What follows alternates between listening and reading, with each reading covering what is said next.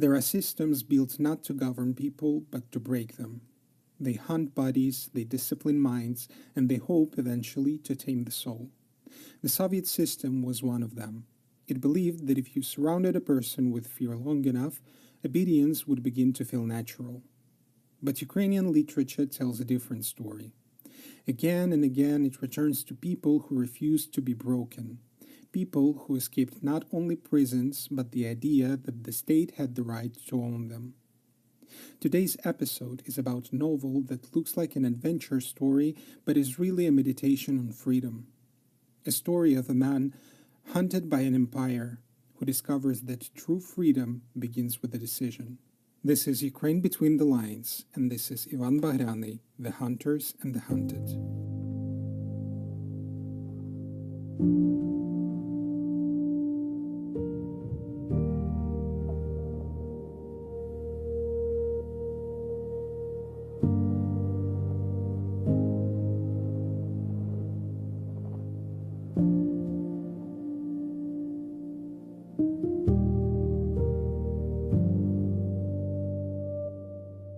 If you enjoy deep stories, literature, and learning about Ukraine beyond headlines, I invite you to like this episode, subscribe to the channel, and share the podcast with someone who might appreciate it too. Your support helps these stories travel further and brings Ukrainian literature to new readers around the world. Now, let's begin. Before we talk about freedom in this novel, it is important to understand who Ivan Bahrianyi was. He wasn't writing from imagination. He was writing from experience. Bahrianyi was arrested by the Soviet regime, tortured, interrogated, and sent through the system of camps and exile. He escaped, he survived, and later, in emigration, he wrote about what the system really was. The Hunters and the Hunted is not a historical reconstruction. It is a moral response. It was written at a time when the Soviet Union was presenting itself to the world as a progressive, humane society, while millions of people were disappearing into prisons and labor camps. Bahrianyi's novel does something very simple and very dangerous. It shows one person refusing to accept captivity as normal. The story follows a young Ukrainian man who escapes from a prison transport in Siberia and runs into the taiga, a vast, wild landscape where survival itself becomes a form of resistance. On the surface, it feels like an adventure novel. Chases, hunger, cold, danger, but underneath it is a philosophical book about dignity. About what happens when a system tries to reduce a human being to a number, and the human being refuses. For Ukrainian readers, this novel became a symbol of something larger than one escape. It was about a nation that was constantly being hunted politically, culturally, physically, and yet kept finding ways to survive. And for readers outside Ukraine, this book offers a rare inside view of what Soviet repression actually meant on a human level. Not statistics, not ideology, but a body running through snow, choosing life over submission. Bahrianyi wasn't trying to write a tragedy, he was trying to write a truth. That even the most powerful system in the world is helpless in front of a person who refuses to be owned. That's why this novel still feels alive today.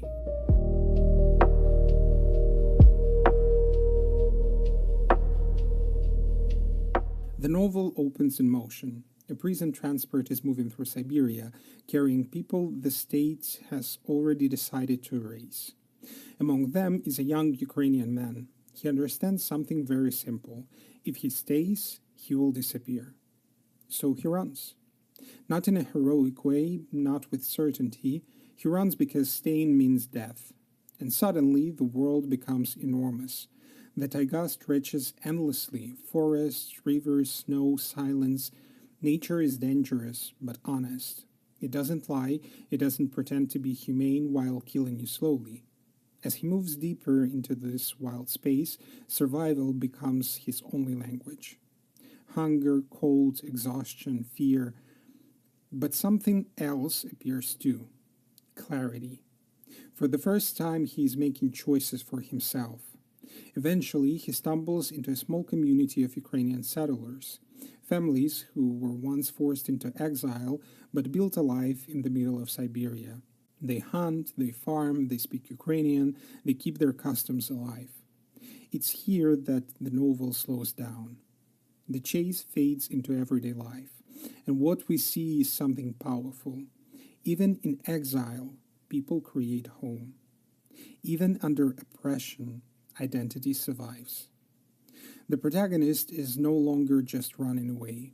He's beginning to leave. But danger never fully disappears. The state is still searching, the hunt continues. And the novel constantly balances between freedom and capture, hope and threat, life and erasure. Without giving away the ending, what matters most is this. This is not a story about luck. It's a story about choice. Again and again, the protagonist chooses movement over submission, life over obedience, freedom over safety. And that choice becomes the heart of the novel.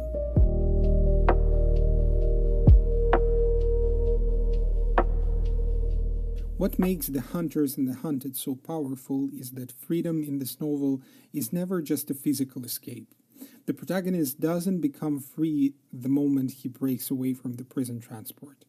He becomes free when he decides that the system no longer owns him. From the very beginning, the Soviet world tries to teach him something simple.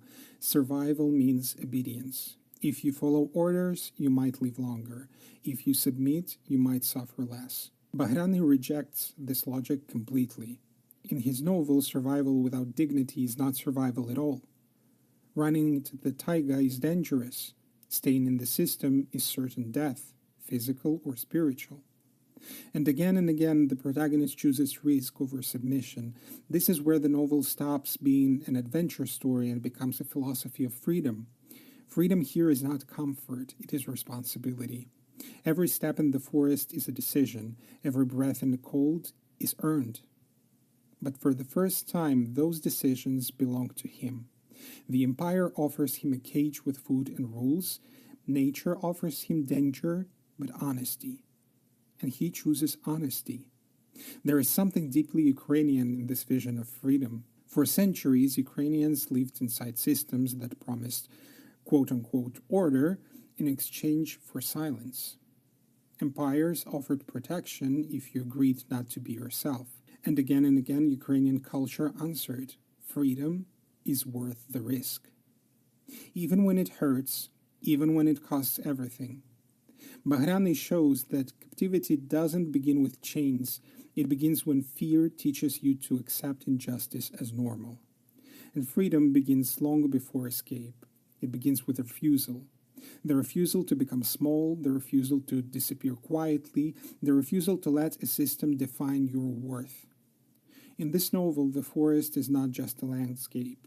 It is a moral space, a place where the hero learns that life without freedom may be safer, but it is not human.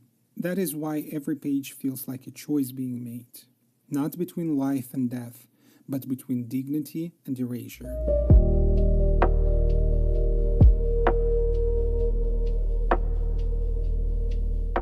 One of the most beautiful and unexpected parts of The Hunters and the Hunted is what happens after the escape. The protagonist doesn't feel emptiness in the taiga. He finds people. Ukrainian families who were once deported, exiled, or forced to settle in Siberia and who turned wilderness into home. They live far from Ukraine, yet Ukraine lives inside them. They speak Ukrainian, they keep traditions, they hunt, farm, celebrate and raise children as Ukrainians. The empire tried to scatter them. Instead, it planted communities. And what Bahrianyi shows is something deeply important. Identity is not erased by distance. It is carried. These people were taken from their land, but not from themselves. In the middle of Siberia, Ukrainian culture becomes an act of quiet resistance. Not loud rebellion, not slogans, just everyday life lived in one's own language. Cooking Ukrainian food, telling Ukrainian stories, teaching children who they are. This community represents another form of freedom. Not the freedom to escape, but the freedom of continuity. They prove that even when a system controls bodies, it struggles to control memory. The Soviet state wanted to break nations into obedient individuals. Bahrianyi shows the opposite. People rebuild, belonging wherever they are forced to live. For the protagonist, the space becomes more than shelter. It becomes a reminder of who he is. Among these Ukrainians, he is not a prisoner, not a number. He is a person with a language, a history, and a name. And this is why the novel feels so powerful today, because it tells us that Ukrainian identity is not fragile. It bends, it travels, it adapts, but it does not disappear.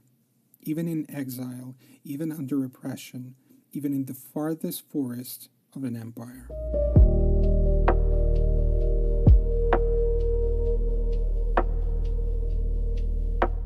When you step back from the plot of The Hunters and the Hunted, something becomes very clear. This novel is not only about one man escaping a camp. It is about Ukraine escaping erasure. For centuries, Ukrainian history has unfolded inside empires that tried to absorb, silence, or remake it. Each time, the same choice appeared: safety through obedience or danger through freedom. Bahrianyi's hero chooses freedom again and again. And through him, Ukrainian literature answers a question that history kept asking. What is worth risking your life for? Not territory, not ideology, but dignity. The Soviet system in this novel is not just a political structure. It represents every empire that tried to teach Ukrainians to survive by forgetting who they were. And the taiga represents something just as powerful, the terrifying, honest space of being free. Ukrainian culture has often existed exactly there, between comfort and danger, choosing the harder path because the easier one required self-erasure. The community of Ukrainians in exile shows another layer of this identity. Even when removed from the land, they rebuild Ukrainian language, memory, and everyday life. Not as nostalgia, but as continuity.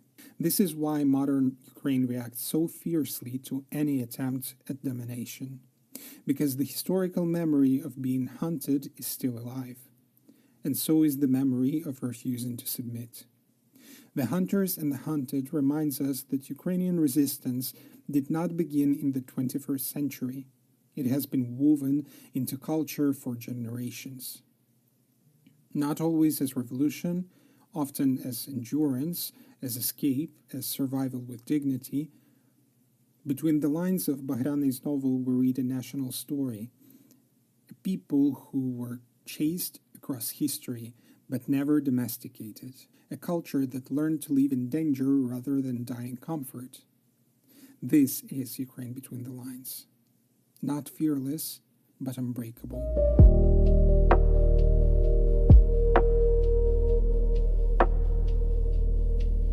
When we think about freedom, we often imagine a moment. A door opening, a border crossed, a system collapsing. But The Hunters and the Hunted shows something quieter and more difficult. Freedom is not a moment. It is a practice. It is the decision to remain human when the world trains you to become obedient. Bahrianyi's protagonist does not escape once. He escapes again and again, in every step, in every refusal, in every choice to keep moving. This novel reminds us that oppression does not only try to control bodies, it tries to normalize submission. And resistance often begins not with shouting, but with walking away, running, surviving, remembering who you are. Through this story, we see that Ukrainian history is not just a sequence of tragedies. It is a long practice of choosing dignity under impossible conditions. A culture that repeatedly chose danger over disappearance. When you close this book, you don't feel triumph. You feel respect. Respect for the quiet strength it takes to remain free in a world built to break you. And maybe that is the deepest message Bahrianyi leaves us with. Empires fall not only because they are challenged, but because human beings refuse to belong to them. This was Ukraine Between the Lines. And this was a story about freedom, not as an idea, but as a lived choice. thank you for reading between the lines with me.